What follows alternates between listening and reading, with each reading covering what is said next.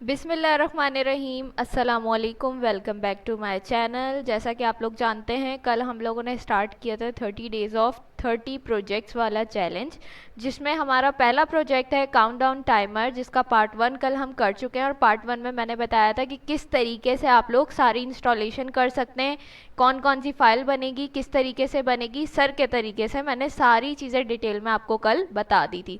सही है। और आगे भी आने वाले जितने भी प्रोजेक्ट्स होंगे उसमें मैं ये सारी चीज़ें जो कल की वीडियो में बता दी हैं, इंस्टॉलेशन का तरीका, वो मैं नहीं बताऊंगी। मैं डायरेक्ट कोड लिखवाऊंगी, आप लोगों को कोड समझाऊंगी। ठीक है, तो स्टार्ट करते हैं। आज कल हमने यहाँ तक काम कर लिया था, सारी फाइल्स वगैरह क्रिएट कर ली थी, इंस्टॉलेशन कर ली थी। आज हम कोड लिखेंगे। ठीक है, काउंटडाउन टाइमर का सारा कोड समझेंगे। एक एक चीज़ को मैं इंशाल्लाह अच्छे से एक्सप्लेन करने की पूरी कोशिश करूँगी। अब देखिए, यहाँ पे आपने करना क्या है, इसको ब्राउज़र में कैसे ओपन करेंगे आप। यहाँ पे आप देख सकते हैं हिस्ट्री रिस्टोर्ड लिखा आ रहा है, यानी कल जो मैंने आपके सामने काम किया था मैंने वही फाइल खोली है। वो फाइल कैसे खोलेंगे आप, आपका जो भी फोल्डर है, ठीक है, जैसे मेरा ये था काउंटडाउन टाइमर का फोल्डर था, मैंने इसको ओपन किया। यहाँ पे आके मैंने CMD किया कमांड। CMD जब ओपन हो गया मेरे पास, तो मैंने वहाँ जाके क्या किया, कोड स्पेस डॉट वो करके मैंने इंटर किया। तो यहाँ पे मेरे पास मेरा VS कोड ओपन हो गया, और ये देखिए कल वाला काम ही है। ठीक है, उसके बाद यहाँ पे मैंने एक चीज़ कर ली जो मुझे आप लोगों को सामने करके दिखानी थी। आपने एक कमांड लिखनी है npm space run space dev. ठीक है, ये लिख के आपने एंटर करना है। तो आप देखिएगा इस तरीके से लोकल लिखा हुआ आएगा और उसके सामने आपको एक लिंक मिलेगा।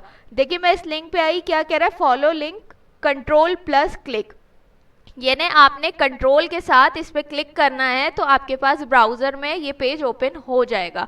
तो मैं देखिए कंट्रोल के साथ, अभी यहाँ पे देखिए मेरे पास कोई हैंड वाला कर्सर बना हुआ नहीं आ रहा। मैं जैसे ही कंट्रोल के साथ कंट्रोल करूँगी, यहाँ पे कंट्रोल प्रेस करूँगी, तो आप देखिएगा, ये देखिए कंट्रोल मैंने किया, अब ये लिंक बन गया है। ठीक है, इसको आप जैसे ही क्लिक करेंगे तो आपके पास ये पेज ओपन हो जाएगा। सही है।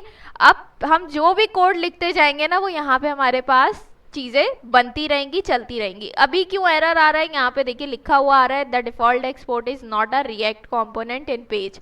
हमने अभी कोई कंपोनेंट नहीं बनाया है पेज पे, ना ही हमने कुछ एक्सपोर्ट किया है, इस वजह से ये हमें एरर दे रहा है। तो जब हम चीज़ें बनाएंगे तो फिर ये एरर हमारे पास से चला जाएगा। तो अब हम कोड लिखना शुरू करते हैं। अब जो सारा काम करना है हमें, वो हमें करना है अपने कंपोनेंट के अंदर, जो countdown.tsx की फाइल है उसके अंदर करना है। टोटल सारा काम हमने उसके अंदर ही करना है। बस लास्ट में हमने page.tsx में आके क्या करना है, इस वाले कंपोनेंट को इंपोर्ट कर लेना है बस। तो अभी जो सारा काम होगा वो इस वाली फाइल के अंदर होगा, countdown.tsx। तो स्टार्ट करते हैं। इसको मैं बंद कर देती हूँ, टर्मिनल को, इसको भी बंद कर देते हैं और स्टार्ट करते हैं। अब सबसे पहले हम यहाँ पे लेंगे यूज़ क्लाइंट। ठीक है, अब ये यूज़ क्लाइंट क्या है, इसको मैं आसान अल्फाज में समझाती हूँ आपको। इसका मतलब है कि ये कंपोनेंट ब्राउज़र पे चलेगा, सिंपल। ये आपने याद रखना है कि ये कंपोनेंट क्या है, ब्राउज़र पे चलेगा, हमने उसको बता दिया। यूज़ क्लाइंट यूज़ करने का मतलब ये है, जब आप यूज़ क्लाइंट लिखेंगे तो हम क्या बता रहे हैं कि ये जो है कंपोनेंट हमारा जो हम बना रहे हैं, ये कहाँ चलेगा, ब्राउज़र पे चलेगा। उसके बाद हमने चीज़ें इंपोर्ट करनी है। तो पहले मैं लिख लेती हूँ, फिर बताती हूँ कि हम क्या क्या इंपोर्ट कर रहे हैं और क्यों इंपोर्ट कर रहे हैं। स्पेस का आपने ख्याल रखना है, जहाँ जहाँ मैं स्पेस दे रही हूँ वहाँ वहाँ आपको स्पेस देना है, वरना आपके पास चीज़ें सही काम नहीं करेंगी। ठीक है, तो पहले हम ले लेते हैं यूज़ स्टेट। यूज़ स्टेट के बाद कॉमा, फिर स्पेस, फिर यूज़ रेफरेंस, कॉमा, फिर स्पेस, फिर उसके बाद यूज़ इफेक्ट, फिर कॉमा, फिर आता है हमारे पास चेंज इवेंट।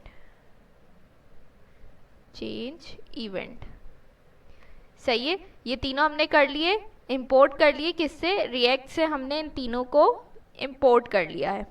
सही है।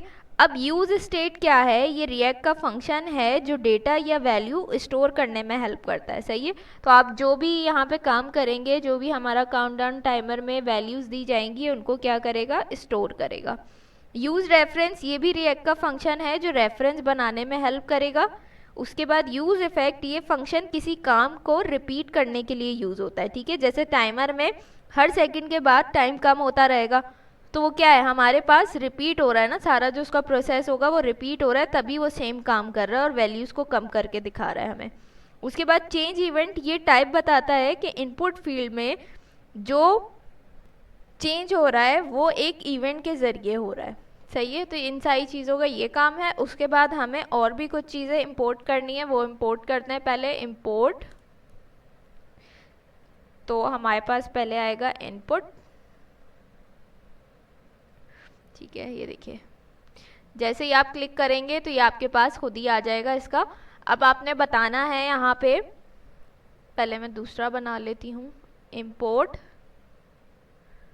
और दूसरा हमारे पास था बटन, ठीक हो गया। अब इसमें एक चीज़ हमें सही करनी पड़ेगी, यहाँ पे हमें कंपोनेंट भी लिखना पड़ेगा, यहाँ पे नहीं आ रहा तो हम इसको कर देंगे @/ कंपोनेंट्स, ठीक है, इस तरीके से कर देंगे। और इसको भी हम ऐसे ही कर देंगे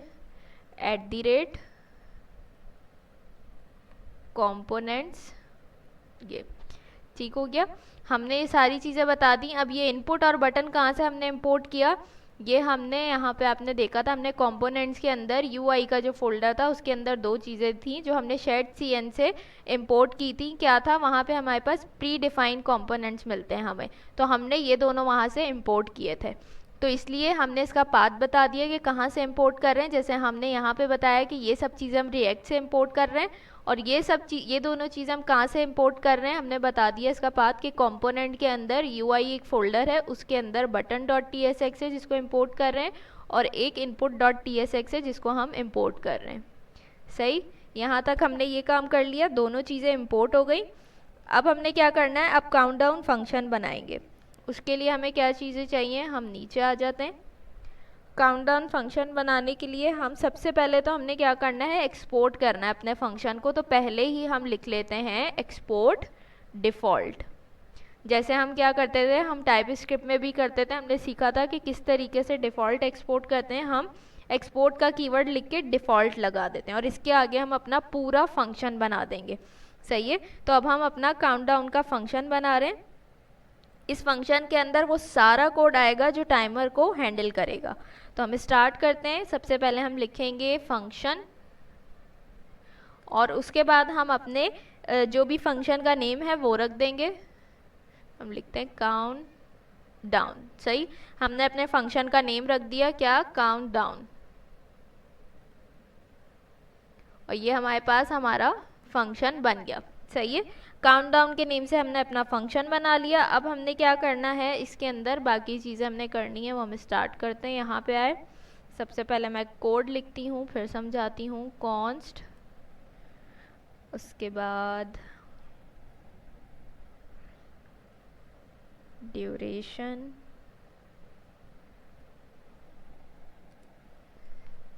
सेट ड्यूरेशन,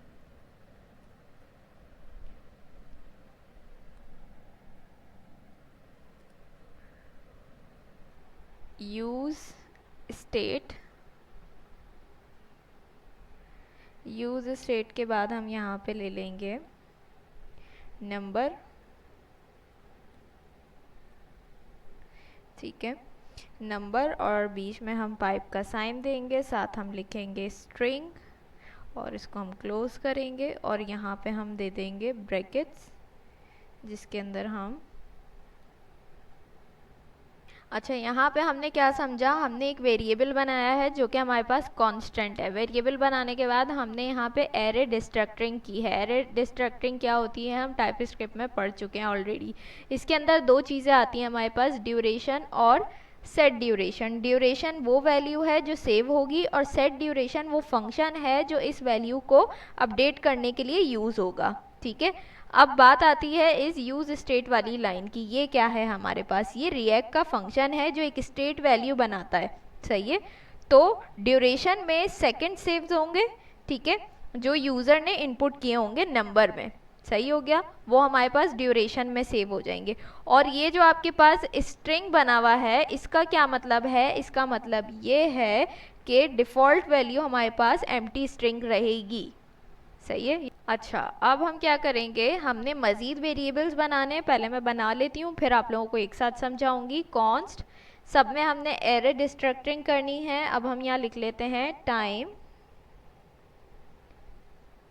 लेफ्ट, सही है, सेट टाइम टाइम लेफ्ट, ठीक। उसके बाद यूज स्टेट, यूज स्टेट के बाद हमने यहाँ पे लेना है नंबर, ओके नंबर, और इसके आगे हमने लिख देना है, क्या हो गया,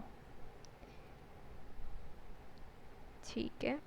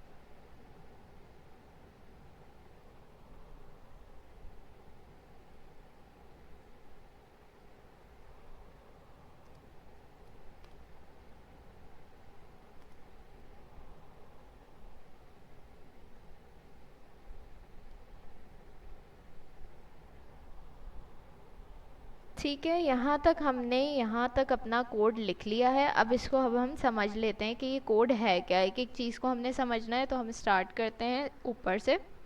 अच्छा, अब हम जो है टाइम लेफ्ट से स्टार्ट करते हैं। वैसे ड्यूरेशन वाला तो हम समझ चुके हैं, टाइम लेफ्ट से स्टार्ट करते हैं। ये स्टेट रिमेनिंग टाइम को याद रखने के लिए यूज़ होगा, ठीक है। उसके बाद आ जाते हैं हम इस पे, इज़ एक्टिव पे। ये बूलियन वैल्यू बताएगी कि टाइमर चल रहा है या नहीं, ठीक है। उसके बाद हम आ जाते हैं इस पोस्ट पे, ठीक है। तो ये बूलियन वैल्यू बताएगी कि टाइमर रुक गया है या नहीं, ठीक हो गया। यहाँ तक हमने ये चीज़ें समझ ली। अच्छा, अब हमारे पास लास्ट लाइन है जो कि है कॉन्स्ट टाइम रेफरेंस की, ठीक है। तो इसको समझ लेते हैं। ये रेफरेंस है जो टाइमर आईडी को याद रखने के लिए यूज़ होता है, ताकि आप टाइमर को कंट्रोल कर सकें। जैसे उसको स्टार्ट करना, उसको सेट करना, उसको पॉज करना, उसको रीसेट करना, ये सारी चीज़ें आप कंट्रोल कर सकें। तो ये जितने हमने वेरिएबल्स बनाए, इन सब का क्या काम है वो हमने यहाँ पे समझ लिया, ठीक है। अब हमें क्या करना है, अब हमें ड्यूरेशन सेट करनी है, तो हमें उसके लिए भी फंक्शन बनाना पड़ेगा। तो अब हम उसकी तरफ चलते हैं। यहाँ से हम इधर आ जाते हैं और अब हम अपना दूसरा फंक्शन बनाते हैं। कॉन्स्ट हैंडल सेट ड्यूरेशन, सही है। ये हमने इसका नेम दिया और यहाँ पे हम क्या कर रहे हैं, अपना फंक्शन बना रहे हैं। और इसमें हम कुछ भी रिटर्न नहीं करेंगे, तो हम यहाँ पे क्या लिख रहे हैं, इसलिए वॉइड लिख रहे हैं, क्योंकि हम यहाँ से कुछ भी रिटर्न नहीं करवाएंगे। जब भी कोई फंक्शन कुछ भी रिटर्न नहीं करता है, तो वहाँ हम क्या लिखते हैं, वहाँ पे हम वॉइड लिखते हैं। वॉइड का मतलब ये है कि ये फंक्शन कुछ भी रिटर्न नहीं करेगा। अब यहाँ हमने क्या किया, ये एक फंक्शन है जो इनपुट से टाइम उठाएगा और टाइमर को सेट करेगा, ठीक है। अब इसके अंदर भी हमें कोडिंग करनी है। हमें इसके अंदर क्या करना पड़ेगा, कंडीशन लगानी पड़ेगी। तो पहले हम यहाँ पे कंडीशन लगा लेते हैं, इफ टाइप ऑफ, ठीक है, type of duration equals to किसके बराबर हो, नंबर के। ठीक हो गया। लॉजिकल ऑपरेटर यूज करेंगे साथ, एंड ड्यूरेशन क्या हो, ग्रेटर देन 0 हो। सही है। उसके बाद यहाँ पे हमने एक कंडीशन लगा दी कि हमने कहा कि अगर ड्यूरेशन जो है, टाइप ऑफ ड्यूरेशन, ड्यूरेशन की जो टाइप है वो नंबर हो, यानी यूज़र ने जो इनपुट दिया हो वो नंबर में हो, और साथ ही इसकी जो ड्यूरेशन हो यानी जो सेकेंड्स हो वो ग्रेटर देन 0 हो, यानी 0 से बड़े हो, 0 से कम ना हो। ठीक है। तो ये हमने क्या किया, कंडीशन लगाई है। अब ये कंडीशन हो तो क्या हो आगे हम बताएंगे। सही। तो यहाँ पे हम लिखते हैं set time left, set time left, उसके बाद आ जाएगा ड्यूरेशन। ठीक हो गया। नीचे आ जाते हैं सेट इज एक्टिव, इसमें हम कर देंगे फॉल्स। उसके बाद नीचे आ जाते हैं सेट इज पॉज, इसको भी हम क्या कर देंगे, फॉल्स कर देंगे। इसके बाद हमारे पास आएगा if timer reference dot current, और इसके अंदर हम लिख देंगे क्लियर इंटरवल, क्लियर इंटरवल, और इसके अंदर आ जाएगा टाइमर रेफरेंस डॉट करंट। अच्छा, इस पे एरर दे रहा है, क्यों एरर दे रहा है, can not find name timer reference, did you mean time reference. अच्छा, यहाँ हमने इसको, ओके, यहाँ पे देखिए मुझसे मिस्टेक हो गई। क्यों एरर दे रहा है कि वो कह रहा है भाई इस नाम का कुछ है ही नहीं, timer reference, did you mean time reference. यहाँ पे मैंने जो है आर नहीं लगाया था, मैंने टाइम रेफरेंस लिख दिया था, जिसकी वजह से एरर आ रही थी। कि मैंने टाइमर रेफरेंस किया और मेरा एरर चला गया। ठीक है। अब यहाँ तक मैंने ये कोड लिख लिया है, अब हमने क्या करना है, इस कोड को समझना है। सही है। तो अब इस कोड को समझ लेते हैं कि कौन सी लाइन किस लिए यूज़ हुई है और किस चीज़ का क्या काम है। ठीक हो गया। ये जो हमने फंक्शन बनाया है ना, ये क्या चेक करेगा कि जो इनपुट यूज़र ने दिया है, ये मैं बता चुकी हूँ कि वो नंबर में हो और क्या हो, हमारे पास ग्रेटर देन 0 हो, 0 से बड़ा हो। ठीक है। उसके बाद ये जो हमने लाइन लिखी है सेट टाइम लेफ्ट वाली ड्यूरेशन में, ये क्या करेगी, ये टाइम लेफ्ट स्टेट को अपडेट करता है। ठीक है। अच्छा, ये जो दो लाइंस हमारे पास लिखी हुई है, सेट इज एक्टिव फॉल्स और सेट इज पॉस्ट फॉल्स वाली, इसका क्या मतलब है, ये दोनों फंक्शंस टाइमर को रीसेट कर देते हैं ताकि टाइमर फिर से शुरू हो सके। ठीक है। उसके बाद हमारे पास जो है आ जाती है ये जो हमने एक और कंडीशन लगाई है इफ़ टाइमर रेफरेंस वाली। इसका क्या मतलब है, अगर कोई पुराना टाइमर चल रहा हो तो ये लाइन क्या करे, उसको रोक दे। ठीक है। ताकि न्यू टाइमर जो है वो सही से काम कर सके, तो ये क्या करेगा, उसको रोक देगा। तो यहाँ तक हमने क्या किया, इस कोड को समझ लिया, यहाँ तक हमारा ये कंप्लीट हो गया। इसको हम यहाँ पे ख़त्म करके आगे चलते हैं। अब हमें क्या करना है, टाइमर स्टार्ट करने का फंक्शन बनाना है। सही है। हम लेंगे कॉन्स्ट, वैसे ही हमने कॉन्स्ट लेना है और हमने लिखना है हैंडल। अब हम क्या कर रहे हैं, मैंने आपको बताया टाइमर स्टार्ट करने के लिए हम फंक्शन बना रहे हैं, तो हम लिखेंगे हैंडल स्टार्ट। जैसे यहाँ हैंडल सेट ड्यूरेशन लिखा था, इसी तरीके से हैंडल स्टार्ट। और उसके बाद हम यहाँ पे इसको, ये भी कुछ नहीं रिटर्न करेगा, तो यहाँ पे भी हम क्या लिख देंगे, वॉइड लिख देंगे कि ये भी क्या है, कुछ भी रिटर्न नहीं कर रहा है। ठीक हो गया। उसके बाद हम आगे चलते हैं। अब हम यहाँ पे भी इफ़ की कंडीशन लगाएंगे। पहले मैं लिख लूँ फिर आप लोगों को समझाती हूँ। If time left, if time left greater than 0। ठीक है। तो क्या करना, if time left greater than 0, set is active true. उसके बाद सेट इज पॉज, इसको हम कर देंगे फॉल्स।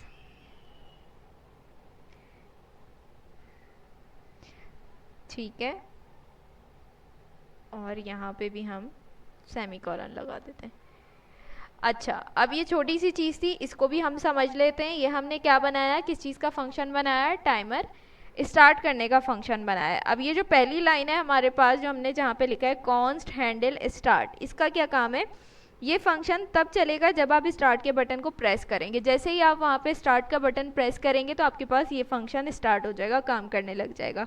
इसके बाद जो हमने कंडीशन लगाई है if time left greater than 0, ये कंडीशन चेक करेगी कि टाइमर का वक्त अभी ख़त्म नहीं हुआ है, यानी 0 से ज़्यादा है। ठीक है, तो ये कंडीशन ये चेक करेगी। वो तो क्लियर आपको नज़र ही आ रहा है, टाइप स्क्रिप्ट में हमने बहुत किया है, ये इफ एल्स वाली कंडीशंस यूज़ किए हैं, तो आप लोगों को अच्छे से आइडिया होगा इसका। अच्छा, सेट इज़ एक्टिव जो है इसको हमने ट्रू रखा है। इसको ट्रू रखा है मींस ये टाइमर को शुरू करने के लिए यूज़ होगा, यानी स्टार्ट करेगा, क्योंकि हमने इज़ एक्टिव को ट्रू रखा हुआ है। सेट इज पॉज जो है इसको फॉल्स रखा है ताकि रुके हुए टाइमर को क्या कर सके, ये अनपॉज कर सके। ठीक है, सेट इज पॉज नाम से ही पता चल रहा है पॉज करने की कोई हम फंक्शन बना रहे हैं, यहाँ पे लॉजिक यूज़ कर रहे हैं। अगर आपको ये लॉजिक हमने बनाई कि भाई सेट इज पॉज, यानी पता ही चल रहा है ये फंक्शन को पॉज करने के लिए, तो इसको हम ट्रू रखेंगे तभी ये अपना सही काम करेगा ना। अब हमने जब इसको फॉल्स कर दिया है तो इसका मतलब क्या है कि ये पॉज ना करे उसको। ठीक है, तो यानी जो पॉज चीज़ होगी उसको ये अनपॉज कर देगा। यहाँ तक हमने ये चीज़ें कर ली, ये हमारे पास ये वाला फंक्शन भी बन गया जिससे हम क्या करेंगे, टाइमर को स्टार्ट करेंगे। अब जो है हम टाइमर पॉज करने का फंक्शन बनाएंगे। अभी जो हमने फंक्शन बनाया वो क्या था, टाइमर स्टार्ट करने का फंक्शन था। अब हमें बनाना है टाइमर पॉज करने का फंक्शन, यानी जब यूज़र पॉज के बटन पे क्लिक करे तो टाइमर क्या हो जाए, रुक जाए। तो उसके लिए हमें पूरा फंक्शन बनाना पड़ेगा जैसे बाकी चीज़ों के लिए बनाया है। तो बना लेते हैं जल्दी से फंक्शन। वैसे ही हम लिखेंगे कॉन्स्ट हैंडल। ठीक है, और हम क्या करना चाह रहे हैं, पॉज, तो हम यहाँ लिख देंगे पॉज हैंडल पॉज। उसके बाद हम फंक्शन बना लेते हैं, इसको भी हम वॉइड रखेंगे क्योंकि ये भी कुछ नहीं रिटर्न करेगा। ओके, बैटरी लो हो गई है। अच्छा, अब हम क्या करेंगे, इफ़ की कंडीशन लगा देंगे इसमें, if is active.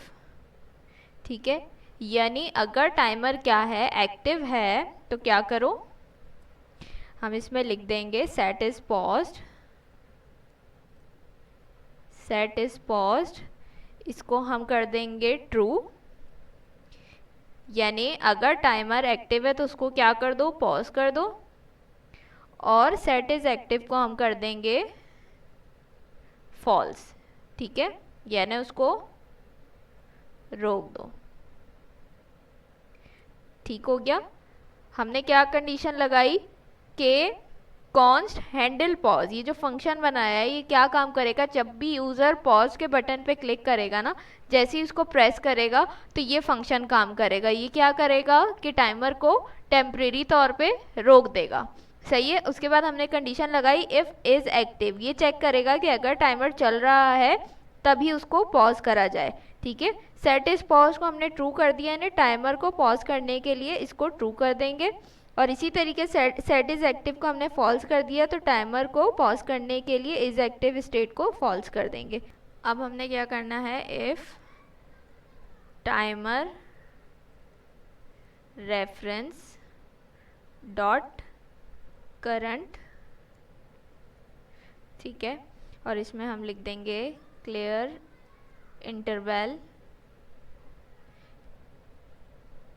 Timer reference dot current. ये क्या करेगा, कोई भी टाइमर चल रहा होगा तो उसको रोक देगा। ठीक है, ताकि मज़ीद काउंटडाउन ना हो सके, क्योंकि जैसे ही आप पॉज करते हो तो आपका टाइमर रुक जाता है, जहाँ तक वो चला होता है वहीं पे वो रुक जाता है, उससे आगे नहीं बढ़ता। फिर जैसे ही आप उसको अनपॉज करते हो तो फिर वो आगे चलना शुरू होता है। तो इसलिए हमने यहाँ पे क्लास इंटरवल का क्लियर इंटरवल का यूज़ किया है। सही है, इसको हम यहाँ पे सेमीकोलन। अब हमने बनाना है टाइमर को रीसेट करने का फंक्शन, तो उसके लिए हम क्या करेंगे, दोबारा से नीचे आ जाते हैं और उसी तरीके से जैसे बाकी फंक्शंस बनाए हैं, कॉन्स्ट हैंडल रीसेट। ठीक है, कॉन्स्ट हैंडल रीसेट, और उसके बाद ये हमारे पास कुछ भी रिटर्न नहीं कर रहा, हम लिख देंगे वॉइड। वॉइड के बाद हमने लेना है एरो फंक्शन, और एरो फंक्शन के बाद ये हमने अपना फंक्शन बना लिया। अब इसके अंदर हम बाकी चीज़ें लिखेंगे। Set is active, set is active को हमने यहाँ पे फॉल्स रखना है। उसके बाद सेट इज़ पॉज्ड को भी हमने फॉल्स रखना है।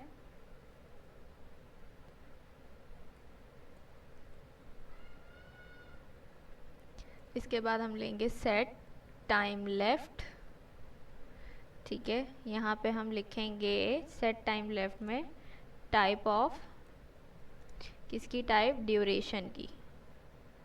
Type of duration equals to, किसके इक्वल हो, नंबर के। ड्यूरेशन 0, ठीक है। यहाँ तक हमने ये चीज़ कर दी। उसके बाद हमारे पास लास्ट जो लाइन होती है, if timer reference dot current dot current, तो हम क्या लिखते हैं, clear interval, clear interval timer reference dot current, ठीक है। अब इसको हम समझ लेते हैं, इस कोड को।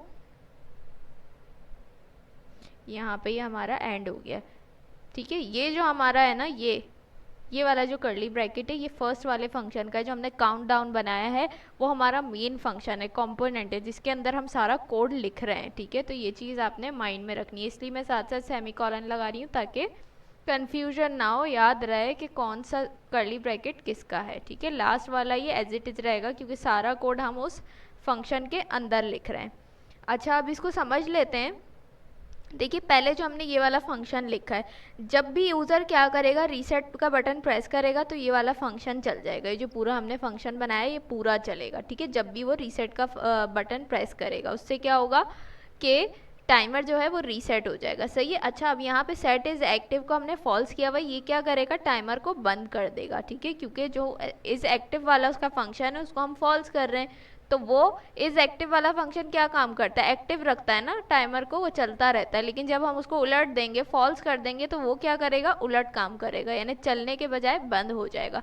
इसी तरीके से सेट इज पॉज को हमने फॉल्स किया हुआ है। सेट इज पॉज का काम क्या है कि वो टाइमर को पॉज करेगा, लेकिन जैसे ही हम उसको फॉल्स करते हैं, तो वो उलट काम करेगा, यानी पॉज को अनपॉज कर देगा, ठीक है। उसके बाद हमारे पास ये जो सेट टाइम लेफ्ट वाली लाइन है, ये क्या करेगी, टाइमर को वापस उसी वक्त पे सेट कर देगा जो आपने इनपुट दिया होगा, ठीक है। जैसे ही आप रीसेट करोगे, तो ये क्या करेगा, उसको वापस उसी वैल्यू पे सेट कर देगा। बाकी यहाँ पे क्लियर इंटरवल क्या काम करेगा, टाइमर जो चल रहा होता है उसको क्या कर देता है, ये क्लियर कर देता है, ठीक है। यानी जो टाइमर चल रहा होगा उसको क्लियर कर देगा, वो हट जाएगा, नए सिरे से आपके पास वैल्यू आ जाएगी, आप दोबारा से टाइमर स्टार्ट करोगे तब वो चलेगा, सही हो गया। तो यहाँ पे हमने टाइमर को रीसेट करने का फंक्शन बना लिया। अब इसके बाद हमने टाइमर चलाना है, ठीक है। उसके लिए हम यूज़ इफेक्ट का यूज़ करेंगे। तो चलिए स्टार्ट करते हैं उसको कि किस तरीके से काम करेगा हमारे पास। अब हमने क्या करना है, टाइमर को अपने चलाना है। तो उसके लिए हम लिखेंगे सबसे पहले यूज़ इफेक्ट, ठीक है, यूज़ इफेक्ट। उसके बाद हम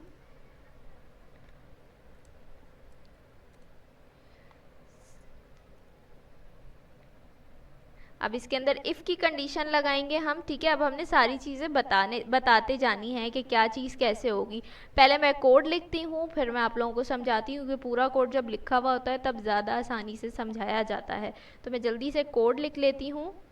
is active and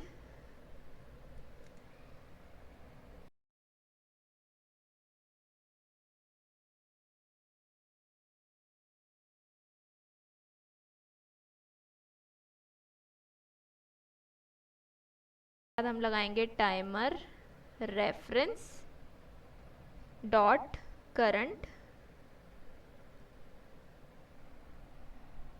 equals to set interval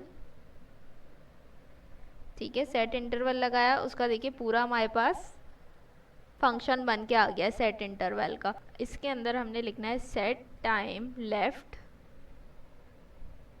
ठीक है जी। उसके अंदर आ जाएगा प्रीवियस टाइम, स्पेलिंग ठीक है, ओके। उसके बाद हमने इसके अंदर बनाना है एरो फंक्शन, एरो फंक्शन बना दिया हमने इसके अंदर। और फिर हमने लगाना है इफ़, थोड़ा सा ये मिक्स हो रहा है तो परेशान नहीं होना है, जब आप लोग करने बैठेंगे ना तब ज़्यादा अच्छे से आप लोगों को चीज़ें समझ में आएंगी, और अभी मज़ीद मैं साथ इसको समझाऊंगी भी तो और इजी हो जाएगा आप लोगों के लिए। ठीक है, इफ़ कंडीशन लगा दी और उसके बाद हम लिखेंगे clear interval, clear interval timer reference dot current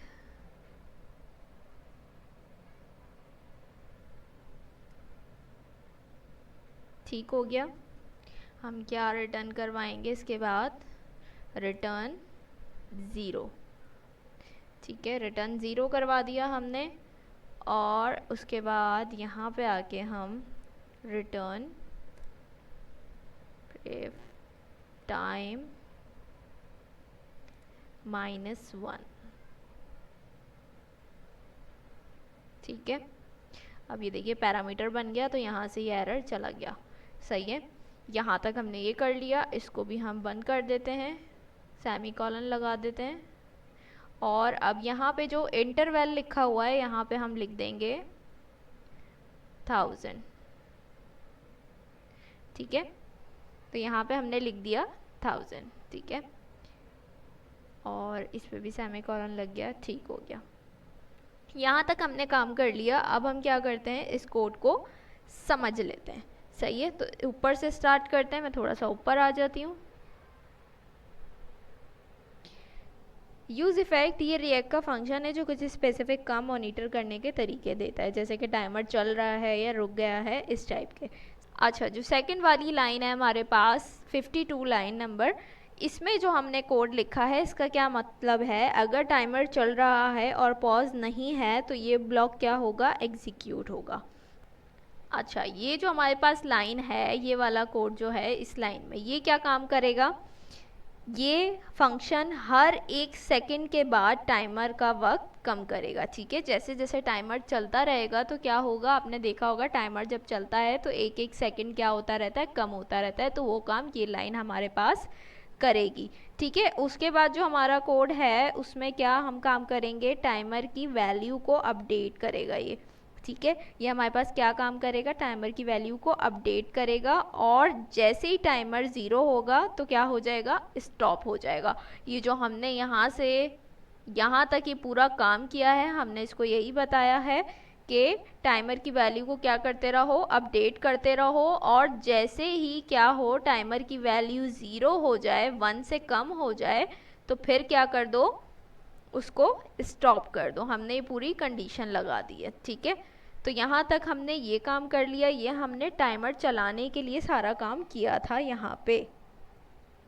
अच्छा, अब हमें क्या करना है, इसके अंदर एक और चीज़ करनी है जो हमें रिटर्न करवानी है। क्या करना है, हमने एक अदद फंक्शन बनाना है, उस फंक्शन को कहते हैं क्लीन अप फंक्शन। वो क्या काम करेगा, जब भी कंपोनेंट बंद होता है या फिर वेरिएबल चेंज होते हैं तो वो क्या करता है, क्लियर कर देता है टाइमर को, ठीक है। तो वो फंक्शन हम यहाँ पे बना लेते हैं। अब मैं कहाँ बना रही हूँ ये चीज़ आपने देखनी है, इंपॉर्टेंट है। ये देखिए जहाँ पे इंटरवल है इसके बाद का कर्ली ब्रैकेट जो है वहाँ पे आके मैं एंटर करूँगी और यहाँ पे मैं ये फंक्शन बनाना शुरू करती हूँ, रिटर्न। रिटर्न करने के बाद हमने यहाँ पे अपना फंक्शन बना देना है, ठीक है। ये फंक्शन बन गया। अब इसके अंदर मैं इफ़ की कंडीशन लगा देती हूँ, इफ़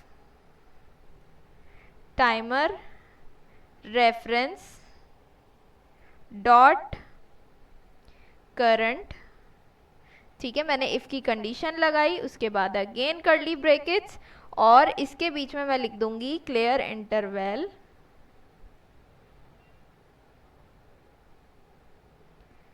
क्लियर इंटरवल, ठीक है। और यहाँ पे आ जाएगा टाइमर रेफरेंस डॉट करंट। ठीक है, यहाँ तक हमने ये काम कर लिया। अब देखिए यहाँ तक मेरा ये काम हो गया है। अब मैं सेमी कॉलन लगाती हूँ ताकि आप लोगों को चीज़ें समझ में आ सकें। यहाँ तक मैं क्या करूँगी, सेमी कॉलन लगा दूँगी। ठीक है, सेमी कॉलन लगाने के बाद ये वाला जो मेरे पास कर्ली ब्रैकेट है, यहाँ पे आने के बाद मैं लगाऊंगी कॉमा। ठीक है, और अब यहाँ पे लास्ट काम हम करेंगे। ठीक हो गया, तो इस चीज़ का आपने बहुत ख्याल रखना है ताकि कोई प्रॉब्लम ना हो। इज एक्टिव और इज पॉज्ड। ठीक है, यहाँ पे हमने क्या कर दिया है, अपना फंक्शन बना लिया है पूरा का पूरा, जो क्या करेगा अगर कंपोनेंट बंद होगा या वेरिएबल्स चेंज होंगे तो ये क्या कर देगा, टाइमर को क्लियर कर देगा। ठीक हो गया, यहाँ तक हमने अपना सारा काम कंप्लीट कर लिया है। अब हमने टाइम को फॉर्मेट करना है इसके बाद। ठीक है, तो हम एक फंक्शन बनाएंगे, वो फंक्शन क्या करेगा, टाइम को मिनट्स और मिनट्स को सेकंड में कन्वर्ट करेगा। तो फंक्शन बना लेते हैं const format time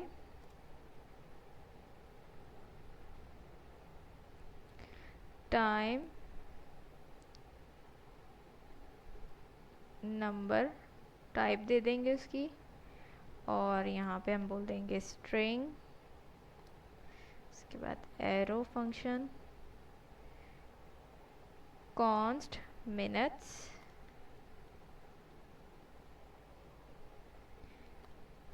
math dot floor. ठीक है, मैथ डॉट फ्लोर क्या करता है, राउंड ऑफ करता है वैल्यूज़ को, हमने टाइप स्क्रिप्ट में बहुत यूज़ किया है। सही है, उसके बाद टाइम, और इसको डिवाइड कर देंगे 60 से। सही है, ये हमने एक काम कर लिया। उसके बाद हम सेकंड्स पे आ जाते हैं, कॉन्स्ट सेकंड्स टाइम,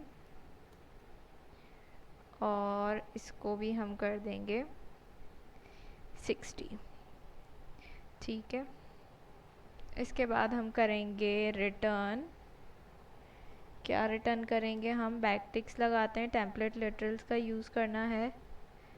और पहले हम लिखेंगे स्ट्रिंग, उसके बाद हम लिखेंगे, ओके यहाँ डॉलर साइन नहीं लगा, सही है, और यहाँ पे आ जाएंगे मिनट्स के बाद डॉट पैड स्टार्ट, और उसके बाद हम यहाँ पे वैल्यूज़ दे देंगे अपनी। ठीक हो गया, और यहाँ पे हमारे पास आ जाएगा वैल्यूज़ के बाद कर्ली ब्रैकेट जो कि लगा हुआ है ऑलरेडी। उसके बाद दोबारा से हमने क्या करना है, डॉलर साइन लगाना है और यही चीज़ रिपीट करनी है। तो हम इसको यहाँ से कॉपी करते हैं और यहाँ पे आके पेस्ट कर देते हैं। सही है, अब यहाँ पे सिर्फ चेंज क्या होगा, यहाँ पे सेकंड्स आ जाएंगे हमारे पास। ठीक है, हमने सेकंड्स ले लिए, पहले मिनट्स थे, उसके बाद हमने सेकंड्स ले लिए, बाकी सारी चीज़ें हमारे पास सेम है।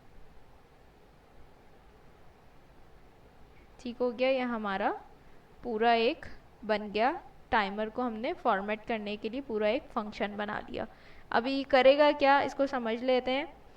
ये वाला जो है ये क्या करेगा, हमारे पास जो भी हमारे पास सेकंड्स होंगे उनको मिनट्स में कन्वर्ट कर देगा। साथ हमने क्या किया, टाइम को मतलब हम 60 से डिवाइड कर रहे हैं तो ये क्या करेगा, इसको मिनट में कन्वर्ट कर देगा टाइम को। और मैथ डॉट फ्लोर इसलिए यूज़ किया है कि जो भी वैल्यू आए वो राउंड ऑफ करके हमें दे यहाँ पे। और इसके अलावा सेकंड्स की बात है तो ये क्या करेगा, ये वाली लाइन हमारे पास टाइम को सेकंड्स में कन्वर्ट करके देगी। सही है, और यहाँ पे हमने ये जो लाइन है जो हमने रिटर्न करवाया है, इसका क्या काम है, ये पैड स्टार्ट ये सब क्या काम करेगा, बेसिकली यहाँ पे ये फंक्शन इंश्योर करता है कि अगर टाइम सिंगल डिजिट का है, जैसे फॉर एग्जांपल 9 सेकंड किसी यूज़र ने टाइमर पे सेट किए हैं, तो ये सिंगल डिजिट है, तो उसके आगे ज़ीरो लग जाए और वो 09 शो हो, ठीक है। तो उसका डिस्प्ले मतलब सिर्फ 9 ना दिखे, वो 09 शो हो। टाइमर जब चले ना हमारे पास, तो ऐसे नहीं चलेगा 9 8 7 6, वो इस तरीके से चले 09 08 07, इस तरीके से। तो जितने भी सिंगल डिजिट्स आए उनसे पहले ज़ीरो लग जाए, ठीक हो गया। तो यहाँ तक हमने ये सारा काम कर लिया, इसको हमने फॉर्मेट, टाइमर को फॉर्मेट कर लिया। अब उसके बाद हमारे पास रह जाता है इनपुट वैल्यूज़ को हैंडल करना। कोड लिख लेते हैं, कॉन्स्ट हैंडल ड्यूरेशन चेंज, ठीक है।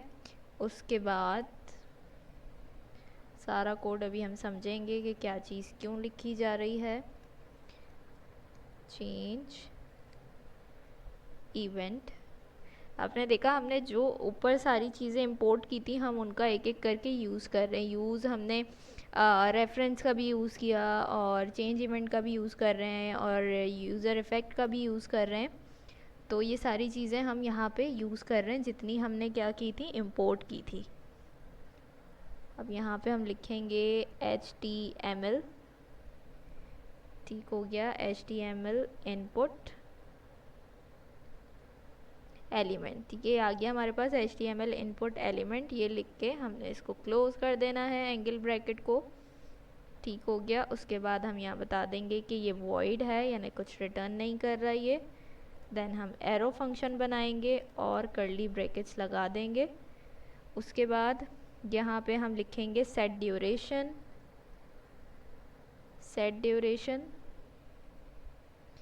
और यहाँ पे हम लिख देंगे नंबर ई target dot value, sorry target का टी कैपिटल हो गया, बगैर देखे मैं टाइप करती हूँ, इस वजह से मिस्टेक्स हो जाती हैं बीच में। तो हमने क्या लिखा कोड, एक नज़र चेक कर लें। नंबर ई टारगेट, ई डॉट टारगेट है, ई डॉट टारगेट वैल्यू, ठीक हो गया। और उसके बाद यहाँ पे आके हम, और यहाँ पे हम स्ट्रिंग, एम्प्टी स्ट्रिंग, सही है। और इसको यहाँ से हम, अब ये जो मैंने यहाँ पे कोड लिखा है, मैंने ये तो बता दिया इनपुट वैल्यूज़ को हैंडल करने के लिए हम एक फ़ंक्शन बना रहे हैं, लेकिन अब इसको समझना भी पड़ेगा कि कौन कौन सी चीज़ क्यों यूज़ हो रही है इसके अंदर। एक मिनट, माइक हिल रहा है।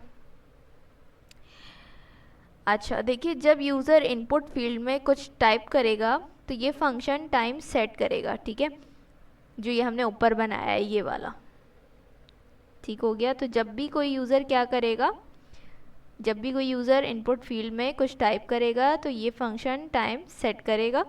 और E dot target dot value, ये वो वैल्यू है जो यूज़र इनपुट फील्ड में टाइप करेगा, ठीक है। जैसे वो बोलेगा 9 सेकेंड्स, 10 सेकेंड्स, 20 सेकेंड्स, तो ये वो वैल्यू है। उसके बाद जो हमारे पास लास्ट लाइन है, ये set duration number E dot target dot value वाली, ये क्या काम करेगी, ये इंश्योर करता है कि जो भी वैल्यू आए वो नंबर में कन्वर्ट हो, वहाँ ब्लैंक ना हो, ठीक है, यानी ब्लैंक ना हो, वहाँ जो भी वैल्यू दी जाए वो आए, सही है। तो ये हमारे पास ये वाला फंक्शन इस तरीके से काम करेगा। अब इसका लास्ट पार्ट जो है वो UI से रिलेटेड है, ठीक है, तो उसको मैं कॉपी पेस्ट करूँगी, वो मैंने यहाँ पे नोट पैड पर रखा हुआ है, वहाँ से मैं इसको पूरा कोड कॉपी कर लेती हूँ। क्यों कॉपी कर रही हूँ ये भी मैं बताऊँगी, कुछ चीज़ें इसमें हैं जो मैं आप लोगों के साथ डिस्कस करूँगी। यहाँ पे आके मैं इसको पेस्ट कर दूँगी, ठीक है। मैंने ये कोड पेस्ट कर दिया, कोड आप लोग देख सकते हैं। स्क्रीन थोड़ी सी छोटी कर देते हैं ताकि कोड विजिबल हो। अभी भी नहीं नज़र आ रहा होगा, अब विजिबल होगा कोड। ये रिटर्न वाला कोड जो है, खैर कोड तो मैं लास्ट में भी दिखा दूँगी, तो उसको वापस से जूम कर लेती हूँ मैं। कितना कोड है, ठीक है। अब ये जो रिटर्न वाला कोड है ना, ये मैंने क्यों कॉपी पेस्ट किया है, ये मैंने इसलिए कॉपी पेस्ट किया है कि इसके अंदर कुछ भी मुश्किल नहीं है। देख के जिन्होंने HTML और CSS वाली क्लासेस मेरी ली होंगी और टेलविंड सीएसएस वाली भी क्लास ली होगी तो उनको देखते ही समझ में आ गया होगा कि क्या काम है और उनको बिल्कुल भी मुश्किल नहीं लग रहा होगा। ये सारा काम जो है आपका वही है, हम क्या कर रहे हैं यहाँ पर स्टाइलिंग कर रहे हैं, ठीक है, क्लासेस बना रहे हैं, हर चीज़ की यहाँ पर देखिए कमेंट्स में ऐड भी है सारी चीज़ें कि किस चीज़ के लिए क्या काम हो रहा है, क्या हमने जो कोड लिखा है वो किस चीज़ के लिए हो रहा है। तो ये सारी हमने यहाँ पे स्टाइलिंग की हुई है। जैसे ये हेडिंग दी है मैंने काउंटडाउन टाइमर की, तो ये टाइमर के ऊपर जो टॉप पे हेडिंग आएगी वो है, उसकी मैंने क्लास बना के सारी स्टाइलिंग की हुई है कि वो बोल्ड होना चाहिए, उसका कलर ये होना चाहिए, इस तरीके से मैंने सारी चीज़ें की हुई हैं। तो ये हमारे पास क्या है, HTML का कोड है टेलविंड CSS के साथ, ठीक है। तो टेलविंड CSS में यही सब मैंने बताया था। और आपको एक चीज़ बहुत इंपॉर्टेंट बताई थी कि टेलविंड CSS जो है उसकी एक खासियत यही है कि वो HTML के पेज पर रहते हुए ही, एक पेज पर रहते हुए ही आप उसकी स्टाइलिंग कर सकते हैं, डिज़ाइनिंग कर सकते हैं। CSS में क्या होता था, हम जाके पहले एक फ़ाइल बनानी पड़ती थी style.css की, फिर उसमें जाके हम सारा कोड लिखते थे, फिर उसको हम इस फाइल से लिंक करते थे, तब जाके वो डिज़ाइन उस पर काम करता था। लेकिन इसमें क्या हो रहा है कि आप इसके अंदर ही क्लासेस बना के सारा काम कर रहे हैं, एक पेज पे रहते हुए ही। आपको किसी दूसरी फाइल को बनाने की या उसको इसके साथ लिंक करने की ज़रूरत नहीं है, ठीक है। तो ये चीज़ तो मैं नहीं बताऊंगी टेलविंड CSS, क्योंकि ऑलरेडी मैं पढ़ा चुकी हूँ। बस यहाँ कुछ चीज़ें आप लोगों के साथ मैंने डिस्कस करनी है, ठीक है। पहला, ये पूरा रिएक्ट का रिटर्न ब्लॉक है, ठीक है, जो HTML लाइक स्ट्रक्चर को ब्राउज़र पे दिखाता है। तो अब यहाँ पे हम जो भी डिज़ाइनिंग करेंगे वो सब क्या होगी, हमारे ब्राउज़र पे नज़र आएगी। सही हो गया। दूसरी चीज़, डिव यहाँ पे बहुत ज़्यादा यूज़ हुआ है। डिव आप सबको पता है, डिव कंटेनर होता है जो कंटेंट को ग्रुप करता है, यानी इकट्ठा करता है सारे कंटेंट को। तो यहाँ पे हम डिव यूज़ कर रहे हैं। उसके बाद इनपुट का भी यूज़ हुआ हुआ है। इनपुट क्या है, यहाँ पे ये इनपुट फील्ड है जिसमें यूज़र काउंटडाउन का टाइम एंटर करता है, ठीक हो गया। उसके बाद हमारे पास बटन्स आ जाते हैं। यहाँ पे बटन्स भी हैं, ये देखिए बटन्स है। यहाँ पे हमने बटन्स बनाए हुए हैं, किस किस चीज़ के बटन्स बनाए हुए हैं हमने, यहाँ पे आपको नज़र आ रहा होगा, हमने पॉज का बटन बनाया हुआ है और इसके अलावा सेट का बटन बनाया हुआ है। ये सारे बटन्स हैं जो कहाँ यूज़ होंगे, हमारे काउंटडाउन टाइमर में यूज़ होंगे। तो बटन का टैग भी यूज़ करना मैंने सिखाया था आप लोगों को कि किस तरीके से हम बटन का टैग यूज़ करते हैं। इनपुट फील्ड किस तरीके से यूज़ करते हैं ये भी बताया था, डिव के बारे में भी बताया था, और सारी चीज़ें तकरीबन हम लोग डिस्कस कर चुके थे। CSS में भी की थी हमने और टेलविंड CSS में भी हमने सारी चीज़ें डिस्कस की थी कि किस तरीके से आप सारी चीज़ें सेट कर सकते हैं, ठीक है। अब यहाँ पे एक चीज़ और है, ये रहा यहाँ पे जो ये लिखा हुआ है ये क्या है, ये देख के ही आप लोगों को समझ में आ गया होगा, हमने टाइप स्क्रिप्ट में पढ़ा था, टर्नरी ऑपरेटर, ठीक है। अब यहाँ पे कह रहा है कि टर्नरी ऑपरेटर हमने यूज़ किया है। इसका मतलब है अगर टाइम पॉज है तो बटन पे रिज्यूम लिखा हो, ठीक है, और अगर टाइमर जो है हमारा वो पॉज नहीं है तो बटन पर क्या लिखा हो, स्टार्ट लिखा हो। इसी तरीके से होता था ना टर्नरी ऑपरेटर। तो उसने कहा है कि अगर तो वो पॉज है हमारा टाइमर तो क्या लिखा हो, उसके ऊपर रिज्यूम लिखा हो, यानी पॉज किया हुआ है भाई इसको रिज्यूम कर दो ताकि टाइमर दोबारा से चलना शुरू हो जाए। लेकिन अगर पॉज नहीं हुआ हुआ है तो हम स्टार्ट का, हमारे पास स्टार्ट लिखा हुआ है, सही है। इस तरीके से ये चीज़ यहाँ पे मेंशन की हुई है। और बाकी सारी चीज़ें वही हैं, ऑन क्लिक, हैंडल पॉज, ठीक है, सारी चीज़ें उन्होंने बताई हुई कि क्लिक करने पे चलेंगी। जैसे यहाँ पे ऑन क्लिक हैंडल स्टार्ट, कि आप जो है स्टार्ट का बटन दबाएंगे तो वो स्टार्ट हो जाएगा आपका टाइमर। इसी तरीके से नीचे उन्होंने कहा है क्लिक करते ही हैंडल पॉज, यानी पॉज हो जाएगा आपका जो है टाइमर। इसी तरीके से यहाँ पे आके रीसेट पे दिया हुआ है हैंडल रीसेट ऑन क्लिक, यानी जैसे ही आप क्लिक करेंगे तो आपका टाइमर क्या हो जाएगा, रीसेट हो जाएगा। तो ये पूरा वही वाला कोड है, इसलिए मैंने इसको नहीं लिखवाया। अगर ये भी मैं लिखने बैठ जाती तो बहुत ज़्यादा टाइम लग जाता। तो जो चीज़ें हमने पहले से की हुई हैं उन पे टाइम वेस्ट करने की बिल्कुल भी ज़रूरत नहीं है। तो फाइनली हमारा जो है काउंटडाउन टाइमर का जो कोड था countdown.tsx की फाइल का, वो कंप्लीट हो गया है। लेकिन अभी भी एक काम बाकी है। वो काम क्या है, हमें page.tsx में जाके इस पूरे कंपोनेंट को जो हमने बनाया है काउंटडाउन टाइमर का, इसको इंपोर्ट करना पड़ेगा। जब हम उसमें इंपोर्ट करेंगे तभी तो जाके वो डिस्प्ले देगा हमें। तो यहाँ पे हम आएंगे, यहाँ पे आने के बाद आपने ये ऐप का जो आपके पास फोल्डर है इसके अंदर आपने आना है और page.tsx, ठीक है, page.tsx में आ जाएंगे।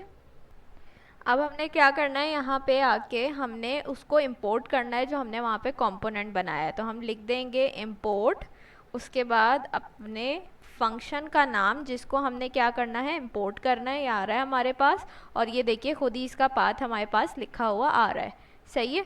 अब उसके बाद हमने क्या करना है, ये हमने बता दिया। अब हमने क्या करना है, यहाँ पे आके यहाँ पे आके हमने लिखना है, फंक्शन बनाना है। यहाँ पे भी हमने एक फंक्शन बनाना है जो कि हमारे पास होम फंक्शन होगा। ठीक है, होम का फंक्शन बना देंगे।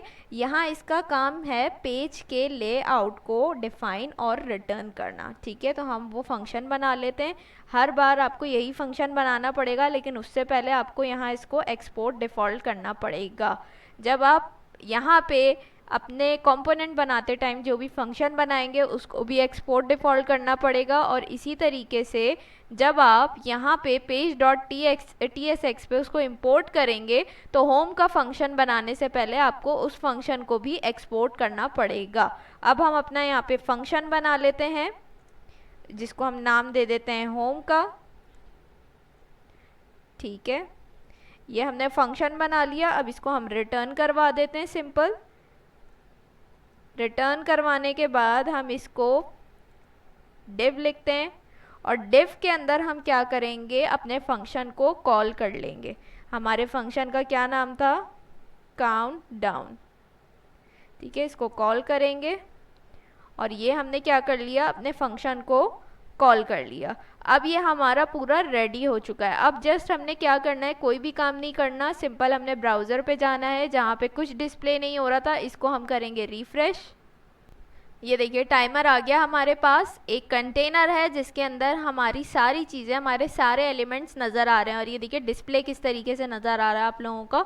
काउंटडाउन टाइमर की हेडिंग भी मौजूद है। ये देखिए यहाँ पे हमारे पास इनपुट आ जाएगा, इनपुट फील्ड है इंटर ड्यूरेशन इन सेकेंड्स। ठीक है, और यहाँ से भी आप दे सकते हैं।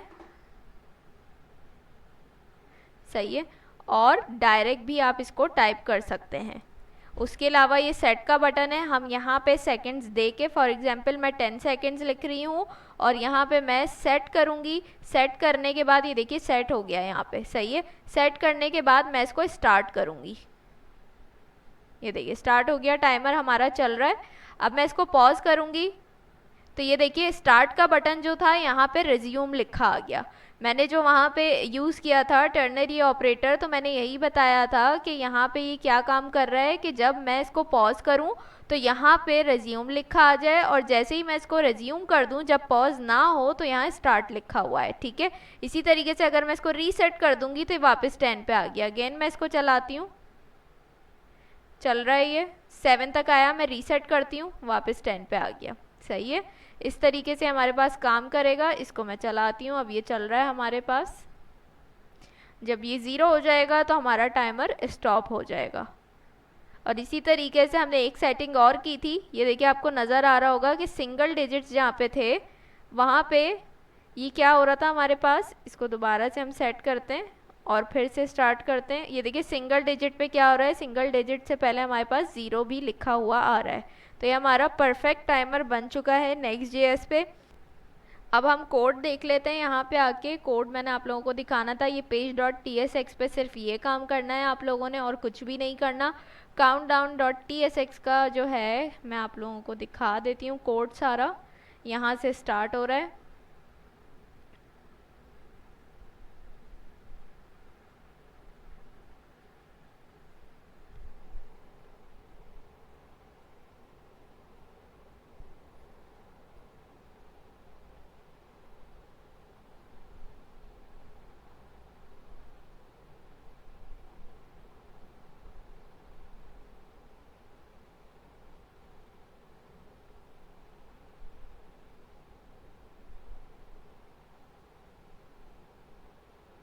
अच्छा, बाकी जो ये हमारे पास ये रिटर्न वाला कोड है लास्ट का, ये मैं नोटपैड पे दिखा देती हूँ।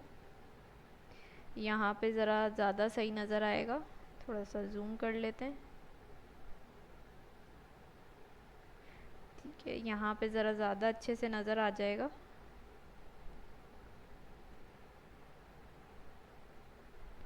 सही है, ये पूरा कोड है लास्ट वाला जो मैंने कॉपी पेस्ट किया था।